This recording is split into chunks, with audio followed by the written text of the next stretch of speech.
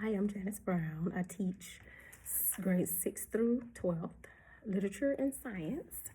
I'm happy to give this presentation today. I just wanted to let you know that I've had skin conditioning going on, so I've been on powerful skin medication, so I can't really open my mouth as wide and my skin's tight, so I'm gonna try to talk as long as I can. With that being said, I want to start out my presentation talking about PBDA and teacher leadership standards, kind of like an overall summary of what it is, definition, I guess. PBDA deals with primarily foundational, professional behaviors and dispositions that are expected of all teachers, in addition to students, which, you know, teachers in training, leadership, which is what I am. Teacher leadership standards focuses on the skills and competencies required for leadership roles. And those roles can be facilitating professional learning, mentoring, coaching, leading teams, etc.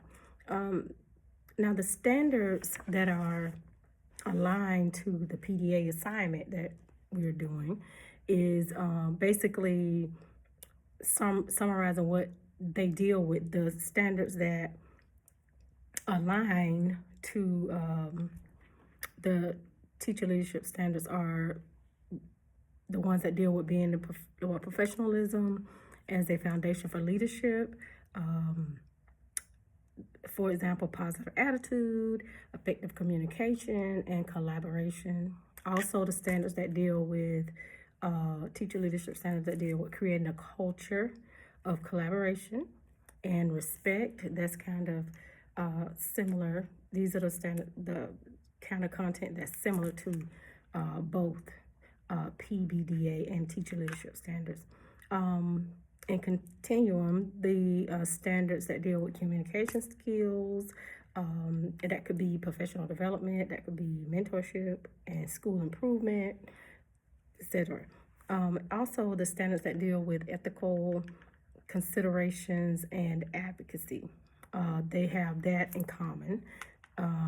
They're aligned to this assignment. And that can be the code of ethics for educators, or anything that promotes student achievement. So those standards are the ones from teacher leadership that align to the PBDA assignment, in my opinion. Also, my self-reflection, I used to, when I first started out, thinking you could not get a exceeds expectation, but that is possible. Some I've kind of been more lax on myself. So, needless to say, the way I reflected on myself, I graded myself as far as meets expectations in the area of, as far as the PBDA self-reflection, the areas that dealt with collaboration and others, and these are all meets expectation. The relationships, positive relationship with other adults, that could be parents, colleagues, guardians, staff, administration.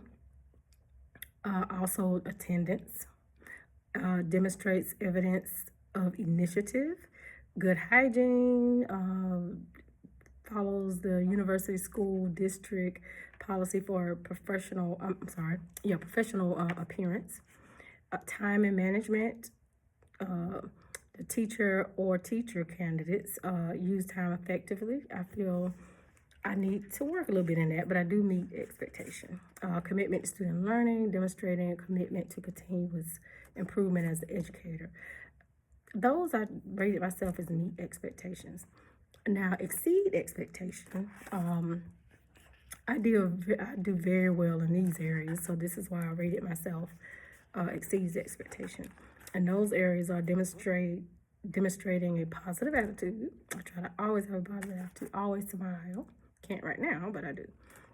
Communicating effectively, that could be to students, teachers, administrators. Just make sure you're specific and whatever you're trying to bring across. You're effective in that. Communicates effectively, interacts appropriately and positive with others. I do that, especially with my kids and coworkers. Knowledgeable and adheres to legal and ethical standards for behavior. And diversity, the teacher or teacher candidate demonstrate diversity, commitment, and also in the area of commitment to create a positive, low risk learning environment. And I pride myself on that. I'm really good with creating that type of environment because I don't like to have anyone feel like they don't belong. Also, the article, I think the article I would choose, and I just had to second guess myself, that I feel helped me connect with one of the teacher leadership standards is the article number 2, using mentoring, coaching, and self-reflection to support public school educators. It helped me connect with standard number 2, instructional leadership. I feel that way. That's my opinion because that standard focuses on leadership's ability to improve teaching and learning by providing instructional support, mentoring, the student or teacher progress, and fostering a culture of continuous improvement, which is what I really feel it has the most. It felt the most with what teaching or mentoring is about. This standard, so it kind of connects with that in a good way. Also, I feel my opinion in completing this assignment, the PBDA, helped me to become more aware of foundational professional behaviors and disposition expected out of all teachers and teachers in training, including myself. So it helped me become more aware of those behaviors and dispositions that I'm supposed to have, what my administrator expect out of me, and what's expected of, like I said, teachers and the ones in training, like how I am now. So as a result, I feel more confident in my choice to become a teacher leader because I have always enjoyed helping fellow teachers work to improve their instructional skills. That's just always been a, and I enjoyed that. So my results from the PBDA would correlate, I feel, with article number 2, which is entitled Coaching to Improve Teacher Instruction and Behavior Management in a High Poverty School, which is a case study. And I picked that because I rated myself highest in areas that would make a great candidate for an instructional coach, which deals with communication, attitude, interactions, and other, interactions with others and collaborations, which the PBDA, that's what you're rating yourself in, some of the content. I do feel one area I can improve, though, would be time management in one of the areas. Being diagnosed with adult ADD about 5 years ago helped me understand why I'm always, I can't really, I don't manage my time wisely, and it's not a choice, it's just because of my ADD, but I've been learning new strategies and everything, so I feel I meet expectations in that area, but I just need to work a little more to get better at that in that area.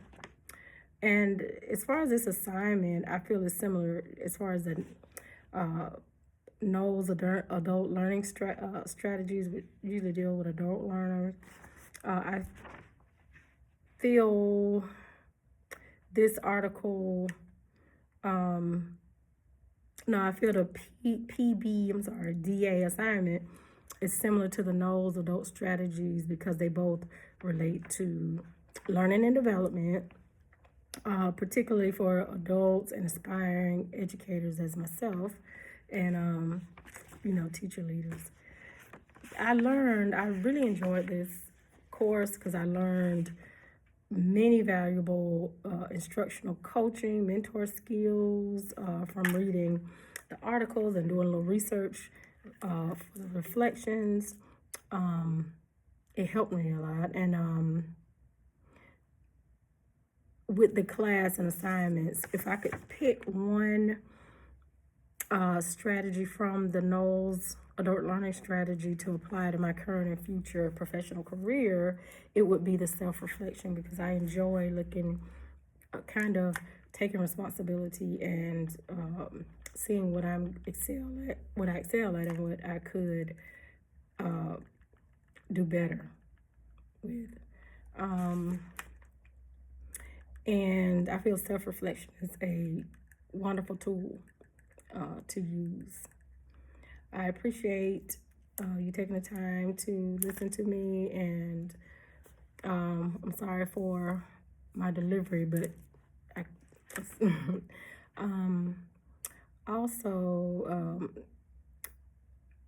just want to know, I had an interruption. Someone came in to clean up in here, but I enjoyed looking back and reflecting on this assignment. And I appreciate you listening to me. Thank you.